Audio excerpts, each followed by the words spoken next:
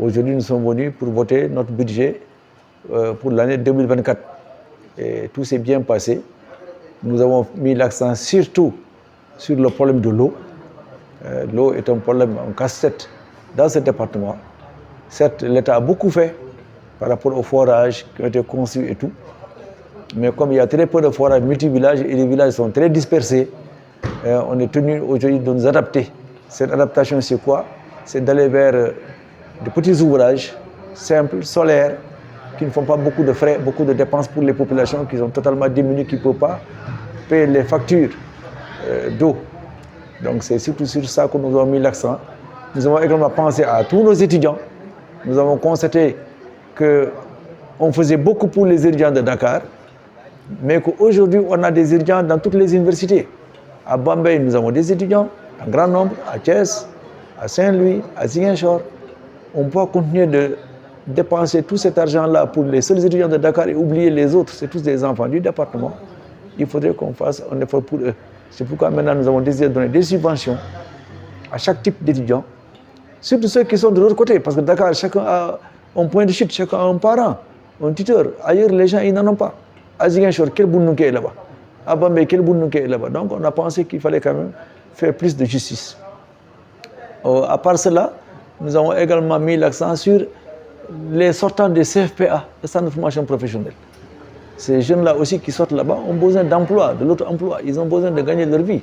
Si nous pouvons faire un petit effort pour eux, pour les permettre de démarrer une activité, voilà en gros les axes sur lesquels nous avons beaucoup surtout insisté, en espérant que les financements vont suivre, que l'État va nous aider à disposer de ces financements-là pour réaliser ces projets-là. Oui, il y a eu pas mal de doléances, surtout par rapport à l'eau.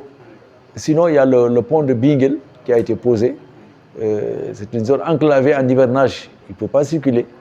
Et ce pont-là avait démarré, le président Kozemala vient d'expliquer que c'est peut-être l'entreprise qui a été défaillante, qui n'a pas fini le travail. Et il y a des procédures et qu'il faut être patient.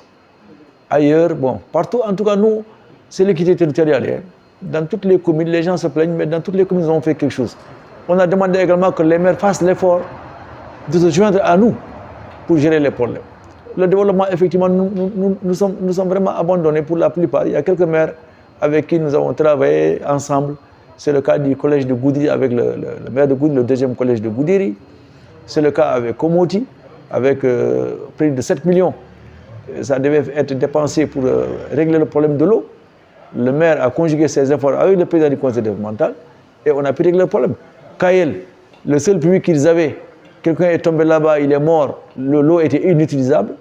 Il fallait faire un forage pour eux. Le maire a fait ses efforts, a décaissé, le conseil départemental a décaissé, on a pu réaliser quelque chose. Donc là aussi, cet effort-là de complémentarité aussi a été fortement dit.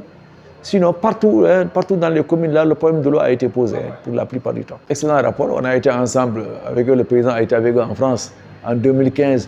Ça a donné naissance à ce lycée qui est fini depuis maintenant 3 ou 4 ans. Il fonctionne. Le centre de santé de référence est là. Les maires ont participé. Ils ont sensibilisé les associations des émigrés. Certains même ont mis la main à la poche pour contribuer financièrement. Et le centre de santé aussi est une réalité. Donc vraiment, avec les maires du département, alhamdulillah, le courant passe. Mais des postes de santé, des centres de santé ont été construits ici, toujours avec les maires, les associations et le conseil départemental.